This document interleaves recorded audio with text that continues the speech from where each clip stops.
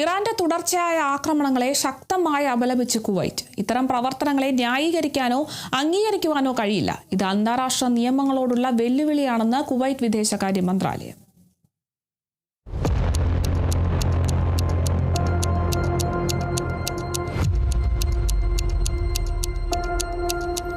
കുവൈറ്റിനു നേരെ ആവർത്തിച്ചുള്ള ഇറാൻ ആക്രമണങ്ങളെ ശക്തമായി അപലപിച്ച് കുവൈറ്റ് ഭരണാധികാരികൾ. പൗരന്മാരുടെയും താമസക്കാരുടെയും ജീവനും പ്രാദേശിക സുരക്ഷയ്ക്കും സ്ഥിരതയ്ക്കും നേരിട്ടുള്ള ഭീഷണിയാണ് തുടർച്ചയായ ഇറാൻ ആക്രമണം.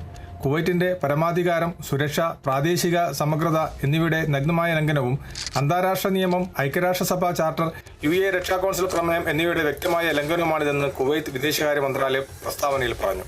ഒരു കാരണവശാലും ഇത്തരം നടപടികൾ ന്യായീകരിക്കാനോ അംഗീകരിക്കാനോ കഴിയില്ല. അന്താരാഷ്ട്ര സമൂഹം ശത്രുത അവസാനിപ്പിക്കുന്നതിനും കൂടുതൽ സംഘർഷം തടയുന്നതിനും തീവ്രമായ ശ്രമങ്ങൾ നടത്തുന്ന സമയത്ത് മേഖലയെ കൂടുതൽ സംഘർഷത്തിലേക്കും അസ്ഥിരതയിലേക്കും തള്ളിവിടാൻ സാധ്യതയുള്ള അപകടകരമായ നടപടിയാണ് ഇറാന്റേത്.